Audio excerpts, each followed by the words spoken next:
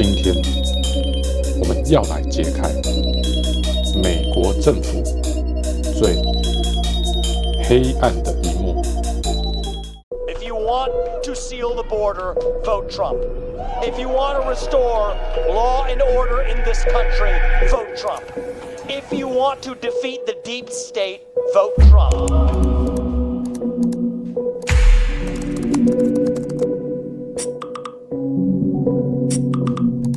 Hey Johnny. Hey Pachi. I'm having a really hard time wrapping my head around this story, I must yeah. admit. And this concept of deep state has been so, I think, poisoned by politics and Trump sort of using it for everything that he doesn't like. And it kind of makes it hard to approach it earnestly. But I think we have to keep digging. Like, think there's something here. Is the deep state real? Is the deep state real? Hello， 大家好，我是李恩。我们之前在 Jordan Peterson 教授点评川普即将上任的这一个所谓 X 战警团队呢，我这里面特别提到了一个可能有的观众啊已经翘首引盼，想一窥究竟的秘密了，那就是到底美国有没有深层政府这件事。我们知道川普从2016年担任美国总统以来，川普不下好几次在公开场合一直提到美国背后有一个深层政府，或说影子政府的存在。I'm fighting the deep state. I'm fighting the swamp.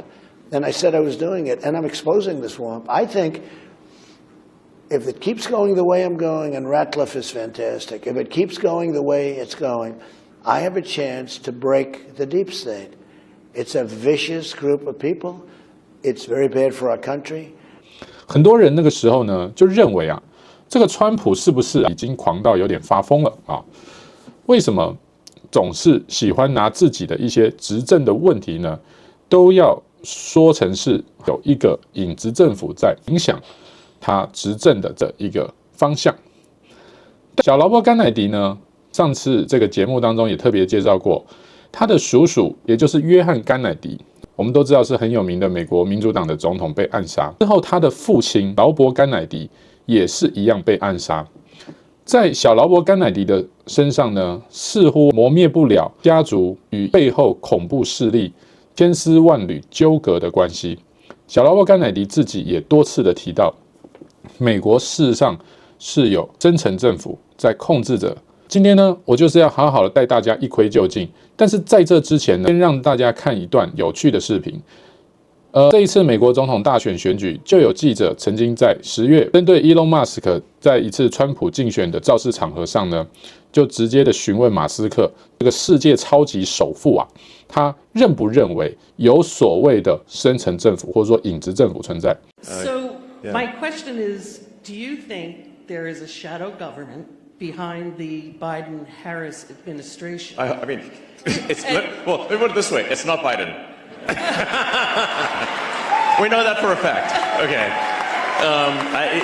The dude's like barely got 2 functional neurons. So, you know, it's like, and he just seems to be at the beach a lot, and he's obviously not in charge. So, I mean, when the polls started going low on Biden, he was saying, oh, he's staying in the race, but then I guess the real powers that be told him he's not, you know? It's like, so who is it that's behind him? We know Obama, okay, but Obama... I mean, I'm just as curious as you are. You know, it is as far as I can determine, there isn't any one sort of puppet master. It's more like there's 1,000 or, I don't know, a lot. But I mean, I'd like to talk to them to understand more about, listen, what are your goals, puppet masters? I'm just curious. I mean, maybe I agree with some of them. It's possible. But it's just obvious that Biden's not in charge. It's obvious that Kamala's not in charge. I mean, they just replaced the Biden puppet with the Kamala puppet. Very obviously. And you can tell, like, if the teleprompter stops working, then the puppet breaks. And it's like, oh. the puppet just starts looping because the teleprompter broke. I don't have a teleprompter. I can just talk like a normal human. So, So I mean, yeah, I think it's not, from what I can tell, it's not one puppet master, it's many, but interesting to see the crossover between the Epstein client list and Kamala's puppet masters. I bet there's a lot of names that appear in both lists. 当然，这个深层政府或者说影子政府，很显然指的是民主党的背后的一个黑暗势力。一直有很多人不解为什么 Joe Biden 这一次在2024年的总统大选呢，居然连他这个 Joe Biden 自己在极不情愿的情况下都还能够被撤换下来。到底真的只是所谓美国民主党背后的大金主纷纷表示不满，所以民主党不得不向前看齐，只好给 Joe Biden 施加压力吗？可是谁能够对现任总统施加这么大的压力，甚至现任总统都不得不低头？这个在美国过去的总统选举上已经算是创下了一个史无前例的记录。好，就是现任总统呢，居然非自愿性的结束了自己的连任的机会。这个是不是意味或暗示着，其实民主党背后真正控制的幕后黑手另有其人，还是说只是民主党背后的财团？难道财团真的大到可以来决定左右民主党的政治人物吗？又或者像希拉蕊、奥巴马这些重要的人物，是否他们也是属于了深层政府的成员之一？到底美国的深层政府是怎么来的？我们要一窥究竟。我带大家呢一起来看的就是 Johnny Harris 这个老朋友了。Johnny的背景在我们之前的民主党执政州的虚伪我来揭秘这部影片就已经详细过了。如果对 Johnny 本人有兴趣的朋友呢，不妨回去看一下他的介绍。Johnny 是一个 truth digger， 他是一个真相挖掘者，所以今天一样要把 Johnny 请出来，让他来为我们仔细的去揭秘一段最具公信力的挖掘美国深层政府背后真相的影片，一起来看吧。Hold on to your butts.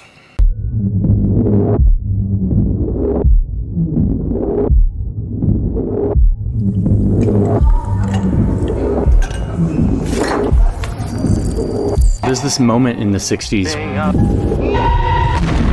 where you really see how this actually works, where power really is. It's at the height of this moment where the US and the Soviet Union are in this massive staring contest. There's nuclear weapons involved. Everyone thinks the entire globe could be wiped out in this conflict. And Cuba is centered right in the middle of it all, right off the coast of the US, but they're on the Soviet side of the conflict. The US at this point wants nothing more than to snatch Cuba, to make it their own, and they've been trying to kill Fidel Castro a million different ways. They're looking for an excuse to invade. And to push back on all of this, the Soviets actually start shipping nuclear weapons to the island. The US has no idea, until one day, a spy plane is flying over the island and they snap this wild photo. I mean, it doesn't look like a wild photo, it just looks like a random field in Cuba. But you zoom in and you see canvas tents, trailers, missile launch equipment. I mean, the US government immediately knows what they're looking at here. The world's most destructive weapons are actually hiding under these tents, ready to launch, sitting right in the United States' backyard, right off their coast. Nuclear war 103 miles away. Within the past week, unmistakable evidence has established the fact that a series of offensive missile sites is now in preparation on that imprisoned island. It's a crisis, a Cuban missile crisis. And one man in Washington, D.C. suddenly has a really difficult decision to make. Everyone around him wants him to invade Cuba, but he's not sure. Okay, but here's the kicker of the whole thing.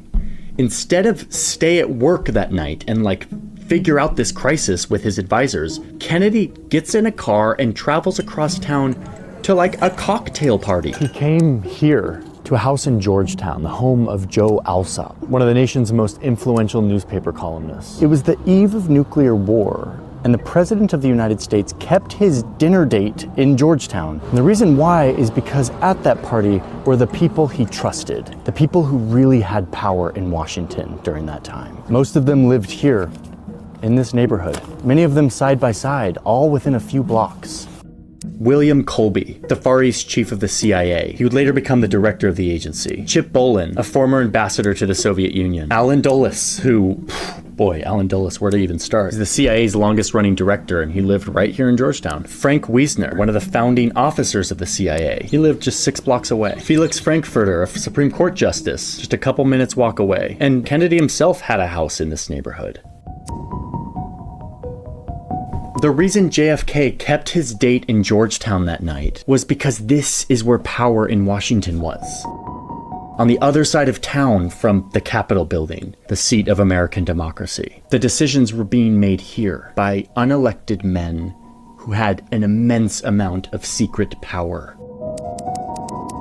These were powerful men who were not elected or accountable. And at this point, they had become drunk on the worst kind of power, the secret sort of power that corrupts, the kind of power that our founders sought to check and balance with all of their founding documents. But here in Georgetown, it had moved beyond anything the designers of the country could have predicted, into a shadowy, separate part of our government, a deep state that was actively blackmailing the Congress and working to undermine the President of the United States, and being horrifyingly successful at it. Unelected deep state operatives who defy the voters to push their own secret agendas. You take on the intelligence community, they have 6 ways from Sunday at getting back at you. So even for a practical, supposedly hard-nosed businessman, he's being really dumb to do this. As far as I know, we don't engage in assassinations and kidnappings and things of that kind. I do think there has to be serious questions raised about some of the foreign policy blunders that this country has had over the last 20 to 25 years. There's some truth in the idea that there is an ongoing group of people who continue the work of government as administrations come and go. Is it possible for these entities to go rogue? Absolutely. Was the agency involved in the kind of domestic surveillance that has been portrayed in the news reports? My feeling is that it has not. Okay, I'm doing this. The deep state. Is the deep state real? And if so, what is it? Video. So, we ready, Nick? We're good. Okay. Sweet. Podgy, are you on the board over there? I hear we good. Thanks. Okay, if you can hear I really us. want this. Could you start by introducing yourself, who you are, and what you do, and what your relationship to this topic of the history of the CIA is? Yeah, so my name's Jefferson Morley. I'm a journalist in Washington. I've been a journalist in Washington for the last 40 years. In the old days, spy agencies were a war thing. When the US was at war, it would set up an international spy operation to best wage that war. And then when the war was over, they would pare down or totally get rid of the spy agency. The thinking here was that a spy agency took up a lot of resources and threatened civil liberties. A lot of power concentrated into a bunch of unelected people. Worth it during war, not worth it during peace. But then the biggest war of them all came to America's Pacific doorstep, and it changed everything.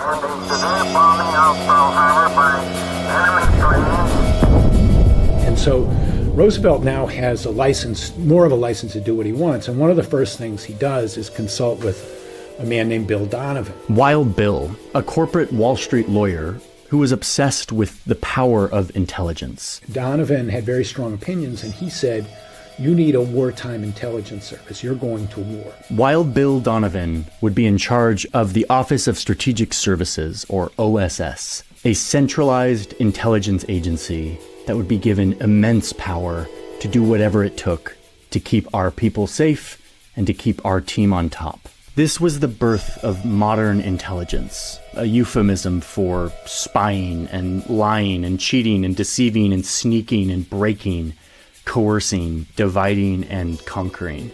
No idea was too crazy for the OSS during this time. Like, one OSS psychologist had this idea that Hitler could be demoralized if they just showed him a vast quantity of porn. Paramilitary operations. Strapping explosives to a bunch of bats and letting them loose over Tokyo. Guys skiing into Nazi-occupied Norway. Making fake companies, recruiting off Wall Street from all of his old colleagues, bringing in bankers and movie directors, fake radio stations, anything to demoralize, divide, or confuse the enemy. The OSS is the first intelligence agency that the United States ever has. Oh, and one of Wild Bill's favorite things to do was to have parties at his house. Hi! Are we the first ones here? It's the big night. To plan and plot his operations with his friends in Georgetown, a neighborhood in Washington, D.C. that is strikingly beautiful. Here is Bill Donovan's house. It's now worth $17 million. It's beautiful, and this is where he would have a drink and chat with other Washington power brokers. He would recruit new agents from American high society, earning the agency the nickname Oh So Social. Pretty clever. Okay, but remember that spy agencies like this were a war thing only, and the war ended in 1945, and the OSS got dissolved. The forces of Germany have surrendered to the United Nations. What do we do with the OSS now that we're at peace? And Truman says, we don't want to risk having an American Gestapo. A political police. His meaning, especially in the context of having just defeated the Nazis, was, that's what led our enemy astray. They had a secret intelligence agency, the Gestapo, which wound up enforcing political norms and enforcing tyranny. And we don't want to risk that. Here's Harry Truman doing the right thing and signing a piece of paper that says that the OSS can no longer exist. I mean, Truman was freaked out. He's like, this was really great to help us win the war, but this is way too much power in the hands of unelected officials holding secret information. But it was kind of too late. Putting the genie back in the bottle would prove to be an impossible task. Is it significant that all these guys live 4 blocks from each other in Georgetown? Yeah, it's very significant because they're the product of this wartime culture. This is one party that just has to turn out right. Here is target number 1 for the Reds. And who's in the bullseye? You are. So there was a brief moment after World War II when the Cold War didn't exist. We were at peace. But then, almost immediately, tension started to rise between these two great empires that had been allies to defeat the Nazis, but were now skeptical of each other. And senators were suddenly declaring that it was impossible to know where war begins and where it ends. The Soviet Union and its agents have destroyed the independence and democratic character of a whole series of nations in Eastern and Central Europe. And this is when all the intel people that had run the OSS, many of them who lived in Georgetown, by the way, start calling for the resurrection of the OSS, a centralized intelligence agency that we can use to fight this new global war with the Soviet Union. But no, say a bunch of other lawmakers, the Constitution wasn't designed for us to put so much power in the hands of men who are doing secret things. Doing this will result in a police state run by power-grabbing bureaucrats. Too much power to military leaders and their insatiable appetite for more money, for more men, and more power, whatever the cost to democracy. Truman's mind changed. And what changed Truman's mind was the growing confrontation with the Soviet Union. And soon the papers were signed and a new agency was formed. The Central Intelligence Agency, the CIA. When Truman signs the National Security Act, he says, we have to be careful that we don't have an American Gestapo. So that thought is still on his mind. The CIA was the big, shiny new weapon of the United States in the Cold War. And their mission was to, quote, gain and distribute intelligence and to perform, quote, other functions and duties related to intelligence affecting national security. What does that mean? Everybody knew what that language meant. Everybody knew that was, and we just weren't going to talk about it because we didn't want to write it down on paper. Like, what do they do with this vague mandate of national security? Oh boy, they go to town. You must stir the ingredients in your chocolate cake. It feels so clean, but so soft and smooth. Operation Paperclip, 1945 to 1959. Americans wanted to get those Nazi rocket scientists on their side so that they could develop their own rocket capacity. James Angleton, for example, protects a general under Hitler. CIA gets involved in the Italian elections, 1948. Puts his thumb on the Italian democracy and makes sure that U.S. allies win.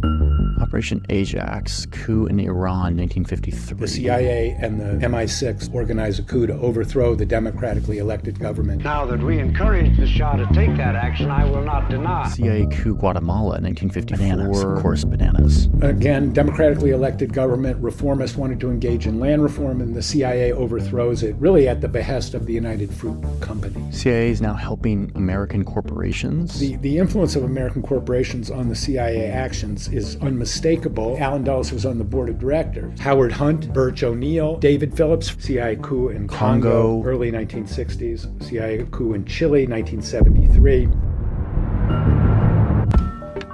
Good luck, please. The assassination operation against General Schneider in 1970 is coordinated with Kissinger's office. Thank you. Nice to see you all. Mind control experiments, MK Ultra. In 1950, the CIA launches a massive program to develop means of controlling people's minds. Some 40 U.S. academic institutions were involved in this kind of LSD research. to people without their permission. Can we develop a truth serum, dosing somebody with LSD 60 times in a week?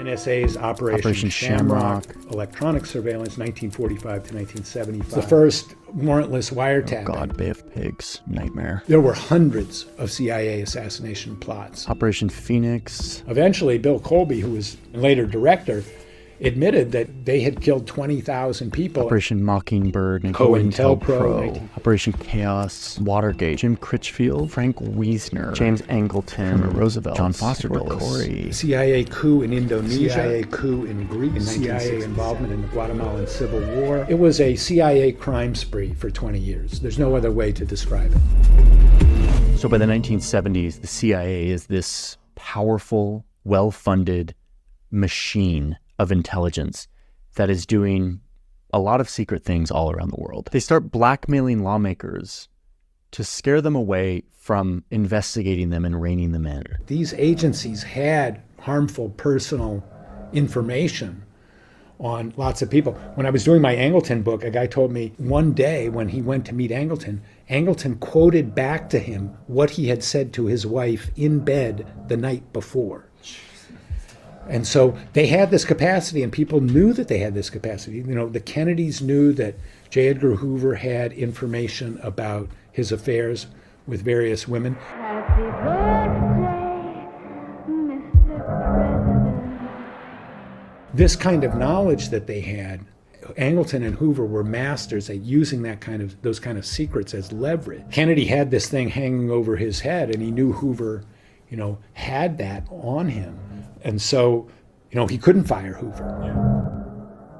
And so much of this power is concentrated among just a few people, many of them not elected, and many of them living right here along these streets in this neighborhood of Georgetown, living in fancy homes, having fancy cocktail parties, and kind of running the Western world. It's exactly the nightmare of the founders of the country and the nightmare of President Truman. And 1 month after the assassination of President Kennedy, Harry Truman publishes an article in the Washington Post and says the CIA should be abolished. Wow. And he says it has cast a shadow on the historical reputation of the United States. The man who signed the piece of paper that created the CIA comes out and says he regrets it. Eventually, Americans start to get savvy to the fact that their government is sort of going off the rails. As this war in Vietnam drags on, more and more Americans stand up and say enough, demanding accountability for a national security apparatus that had gotten out of control. And what does the government do in response? They start spying on the protesters. Operation Chaos was the CIA spying on the anti-war movement. Johnson calls in Dick Helms and says, what's going on? Communists have to be behind this. And so they start infiltrating the anti-war movement. And they come back in about a year and they say, well, Moscow and the North Vietnamese, they really like this anti-war movement, but it's not controlled by them. It's not funded by them. It's pretty much an American thing, But that doesn't change anything. And chaos continues to grow. And eventually, by 1970, there's 30 officers working on it, hundreds of agents. And, the ostensible purpose of chaos to detect a foreign hand, chaos was in existence for 7 years. Every time they were asked to report on it, they came back and said, it's not foreign controlled and it's not foreign funded, which was obvious to anybody who was involved in the anti-war movement. There were a lot of people inside the CIA saying, we're spying on our wives and kids, basically. They're going to the demonstrations and we're reading the reports at night. We shouldn't be doing this. Are we trying to exterminate an entire people? What have we become as a nation? Americans were waking up to the fact that these unelected men were wielding way too much power and spying not only on the entire world, but on Americans themselves.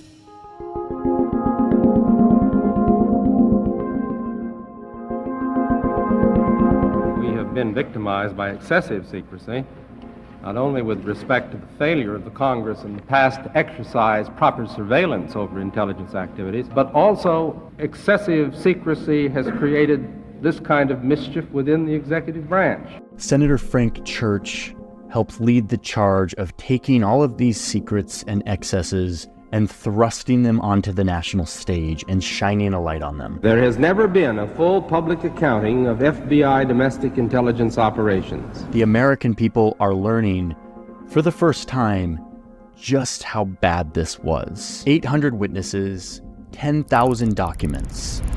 Their secrets were shared. CIA, FBI, NSA, assassination plots. Does this pistol fire the dart? Yes, it does, Mr. Chairman. When it fires silently? Almost silently, yes. Spying on Americans. A wholly comprehensive listing of everything those people thought or did on any subject you can imagine they're having a concern with. Targeting people like Martin Luther King Jr. and other civil rights or feminist activists. Bureau agents were told to attack the New Left by disinformation and misinformation. Anti-war protesters were spied on, intimidated. COINTELPRO is the name for the effort by the Bureau to destroy people and to destroy organizations, or as they use the words, disrupt and neutralize. The Bureau went so far as to mail anonymous letters to Dr. King and his wife. King, there is only one thing left for you to do. You know what it is. You have just 34 days in which to do it. You are done. That was taken by Dr. King to mean a suggestion for suicide, was it not? That's our understanding, Senator.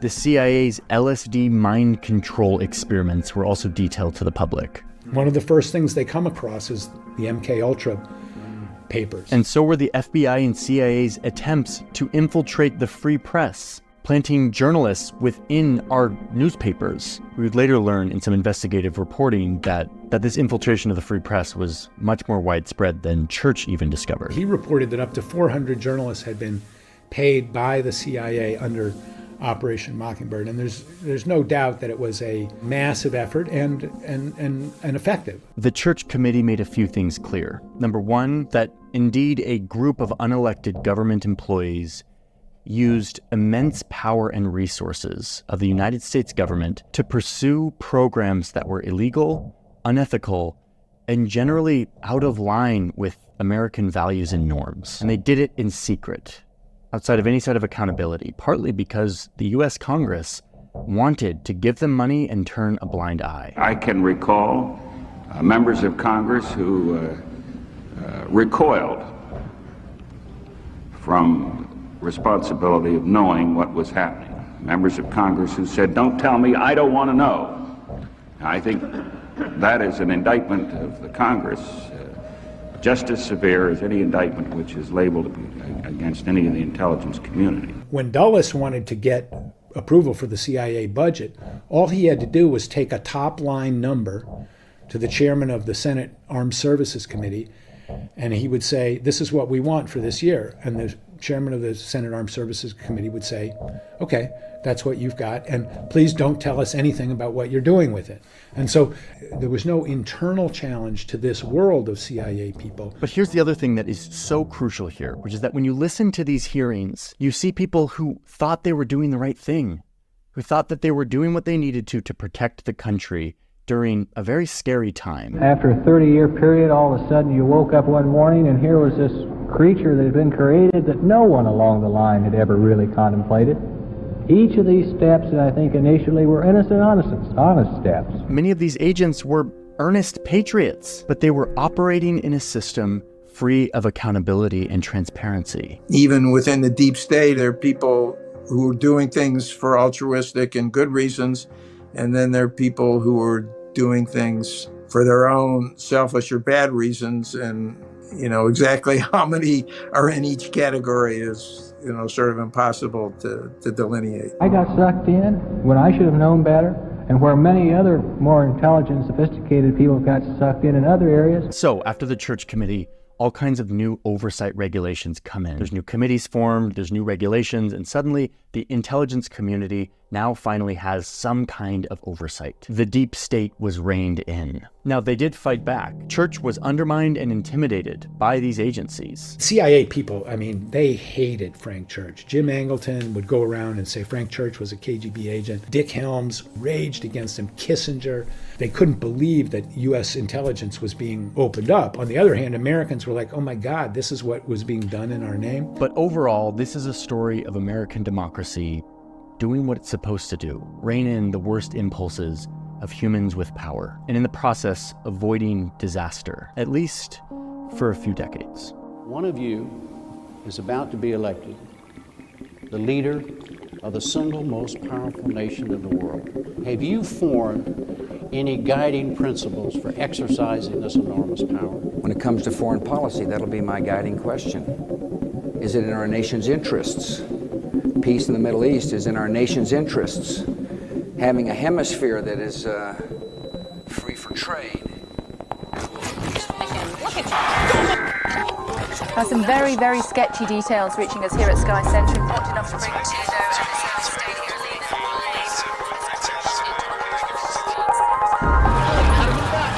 you, A new threat.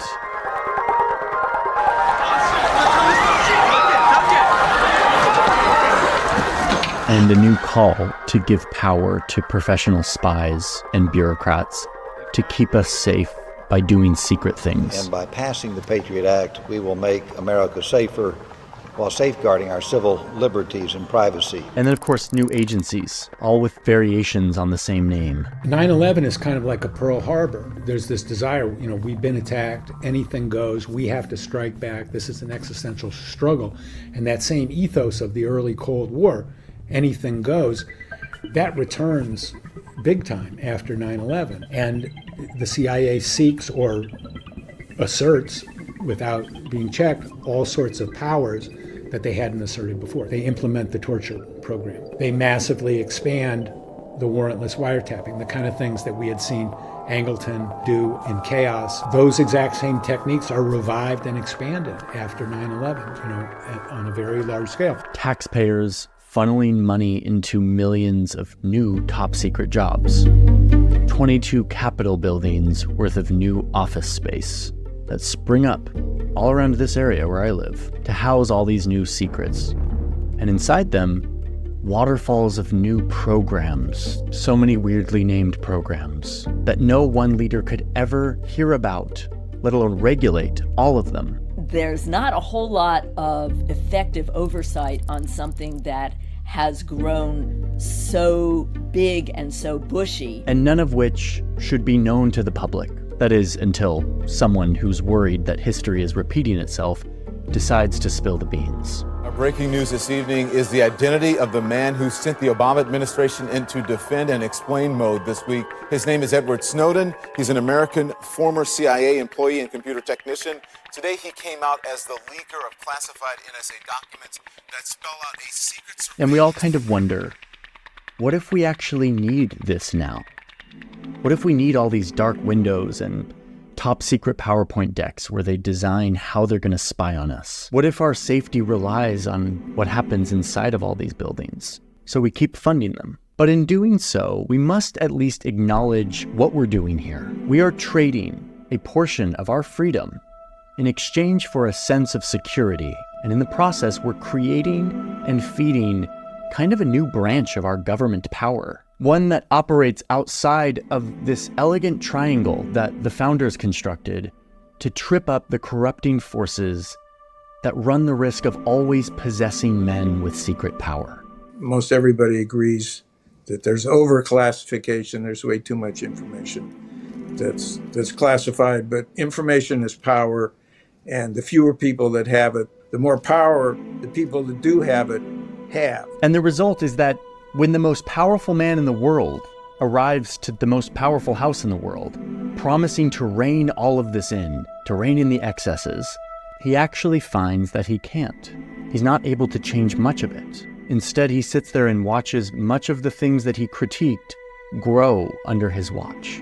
The thing that he's supposed to control, he finds he doesn't have that much control over. These targeted strikes against Al-Qaeda terrorists are indeed ethical and just. Secrets keep us safe, but secrets also degrade this delicate thing that we have called democracy and accountability. That is, until we save ourselves from their everlasting, seductive pull. The United States must not adopt the tactics of the enemy. Means are as important as ends. Crisis makes it tempting to ignore the wise restraints that make men free. 好，那我来跟大家简单说明一下，美国呢是一个三权分立的国家，分别是由立法权、行政权还有司法权而共同组成。这个总统啊入驻白宫，也只是行政权而已。他可以负责指导各行政机关执行法律，还有行政分支。总统发布行政命令，都还要经由这个立法权，也就是参众议会两院呢的这一个参议员跟众议员呢共同来监督，也就是国会呢，它的主要责任是制定法律或者说预算的审查啦，等等等等。那再来就是司法权，主要是在于像最高法院啦，或是若干的这个联邦法院来用以解释法律、解释宪法，确保法律的合宪性。那这样子的好处呢，是让这个政府的权力不至于过大，有很好的一个互相制衡的作用。但是你会发现在这个里面呢，其实真正诉诸到民意所反映出来的呢，无非就是参众议员因为那是民选出来的嘛。再来就是总统那当然总统是由党派推举出来的，但无论如何，它还是反映一定程度的民意因为它毕竟是民选出来的。可是呢，我们今天看到的这个深层政府的结构呢，最早的问题就在于说，这个组织里面拥有过大权力的人呢，其中就是总统下面的这些所谓的情报机关。情报机关其实它是一个行政机关。那情报机关目前在美国有哪些？我跟大家说明一下。一个就是 CIA 中央情报局，也就是我们今天看到 Johnny Harris 他所剖析出来的一个最大的深层政府势力。另外一个就是国家安全局NSA， 再来就是国家情报总监办公室ODNI， 再来就是联邦调查局 FBI， 还有国土安全部DHS。 这里面掌握情报的人，其实往往他的权力越大，就在于说，第一个很有可能这些掌握情报的人，他们有办法去控制很多的所谓政党党派的政治人物，因为很多的政治人物可能手里都有见不得光的秘密，总统可以任命的是这5个情报工作的总负责人，可是任命总负责人是不是就一定代表能够控制得住整个这里面的情报头子或者说情报的高层？这个是在美国来讲一个不能说的角力因为这个始终很复杂。不要说是 CIA 还有 FBI 都非常有可能是能够掌握到政治人物的一些不能说的秘密的时候，都可以变相的来控制政党，包含影响政党所推派出来的提名人选。好，这样大家这样了解我的意思。那真的这些情报单位 CIA 跟 FBI 他们就只是单纯的深层政府嘛？其实并不尽然时至今日某种程度上，这些人真的所谓的财阀或者说我们讲控制华尔街的金融大佬其实都是跟利益互相连带的那这个利益关系，它也同时已经深深的绑架了民主党，包含民主党的许多的前总统都可能会是这整个庞大的深层政府里头的人员。关于这一点呢，我们就不得不一想，为什么这一次川普一当选之后，立刻任命了土耳其加巴德。我们知道土耳其加巴德她之前是一个女军人她有非常良好的军事经验跟情报收集的工作能力。因为是军人的关系，所以加巴德本身她的忠诚或者说服从的天性，那个是刻在军人他们血液里头的一种荣誉所以这一次为什么川普特别的重新来重视了他背后看不到的这个深层政府，因此川普才要任命土耳其加巴德为国家情报总监。那国家情报总监就是我刚刚讲的这5个负责情报工作的部门当中的最高指导单位，因为国家情报总监他是在统筹协调 CIA、NSA、FBI 还有 DHS 这4个单位的一切情报互相的互通有无。所以换句话说，任命土耳其加巴德实质上是借由加巴德这枚棋子呢，开始来重新的去撼动松动那个已经很深层的情报网络的深层治理了。所以如果我们要谈到现今的深层政府结构，那你就可以想见，一定没有人比加巴德更清楚了嘛，因为这就是川普选择开始瓦解深层政府结构的人物。好，所以我们下期就要继续来看的是加巴德这样的一个专访是如何的深入的来谈他对深层政府的理解，以及他认为为什么川普是目前现阶段台面上的却最有可能能够反过来去分解背后的这一双看不到的黑手的最佳人选。让我们下期见深层政府的分晓吧。我们这边是超级神队友，我们下期再见，拜拜。 What makes you think that a Trump presidency would be any more inoculated against this nefarious behind-the-scenes control than the one that we have at the moment? Surely you're just, if the people out front don't make any difference because it's people behind the scenes that are changing, then what makes Trump any better than what we've got at the moment? It's not that anyone who's put out front. Yes, we know the cornerstone is Christ alone.